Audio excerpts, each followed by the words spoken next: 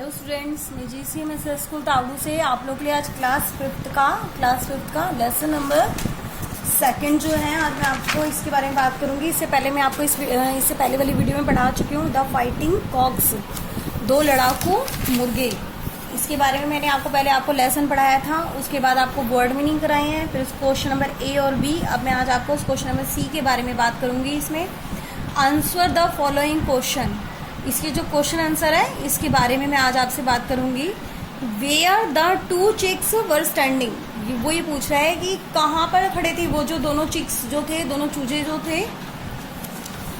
ये देखेंगे question number C, near the wall of farmer house, किसान के घर की दीवार के पास वो दोनों चूजे खड़े थे। ओके, तो ये इसका पहले वाले का आंसर है, near the wall of farmer house.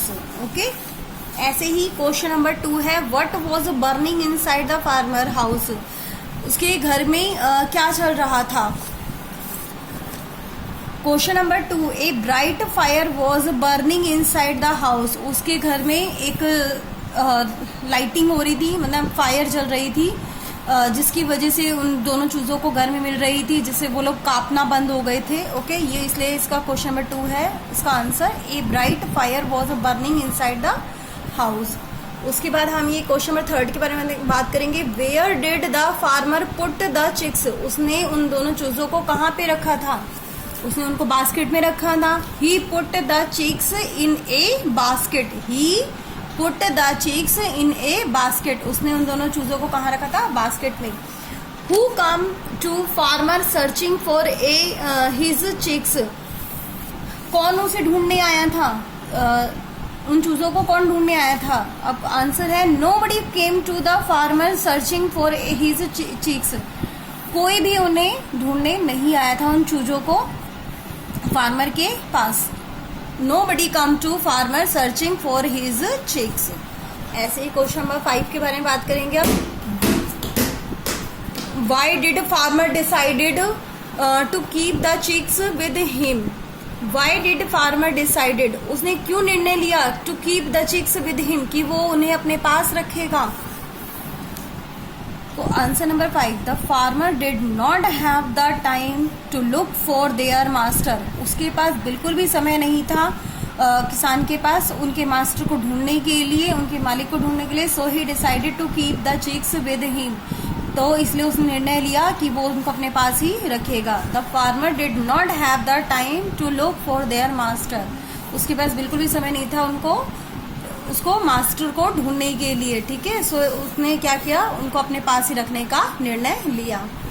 ऐसे ही question number 6, why the sleeping cocks order the other cocks to go out. Why the sleeping cock, क्यों जो सोता हुए जो मुर्गी थी उसने क्यों ऑर्डर किया, क्यों आदेश दिया दूसरे कॉक को कि तुम बाहर चले जाओ। The sleeping cock order the other cock to go out because, उसने उसको इसलिए ऑर्डर किया बिकॉज क्योंकि other cock was jumping around, क्योंकि वो दूसरा कॉक जो था वो कूद रहा था। And his foot fell on the sleeping cock stomach, और उसने क्या किया, कूदते वक्त उसके स्टोमक पे पैर रख दिया, उसके पेट के ऊपर पैर रख दिया था, इस वजह से उसने उसको कहा कि तुम बाहर चले जाओ। The sleeping cock ordered the other cock to go out because other cock was jumping around and his foot fell on sleeping cock stomach। Okay, ये इसका आंसर है क्वेश्चन 6 का। अब हम 7 के बारे में बात करेंगे। What happened when the 2 cocks starting fighting? क्या हुआ था जब वो दोनों लड़ रहे थे। During the fight, लड़ाई के दौरान, both of them were badly injured, वो बुरी तरह से घायल हो गए। ड्यूरिंग द फाइट, लड़ाई के दौरान वो दोनों बुरी तरह से घायल हो गए, badly injured. How did cat kill the cock, उसने कैसे बिल्ली ने उस कॉक को मार डाला था। When he begin to shout loudly, जब वो जोर जोर से चिल्ला रहा था कि भाई मैं ही विनर हूँ, तब जोर से जब वो चिल्ला रहा था, ऑन हियरिंग हिज वॉइस, उसकी जो आवाज थी उसको सुन के, ए कैट रीच देयर, एक बिल्ली जो होती है वहां आती है, एंड किल हिम, और वो उसको मार देती है। When he began to shout loudly on hearing his voice, a cat reached there and killed him. Okay, ये इसका आंसर है। ये आज आपका क्वेश्चन नंबर सी जो है आज आपको करना है। अब आप लोग का ये होमवर्क है 12-4 का। ओके, ये क्वेश्चंस हैं इसके, ये देखिए ये सारे क्वेश्चंस हैं इसके, ये देख रहे हैं आप, और ये सब इसके आंसर्स हैं। ठीक है, ये सारे इसके आंसर्स हैं।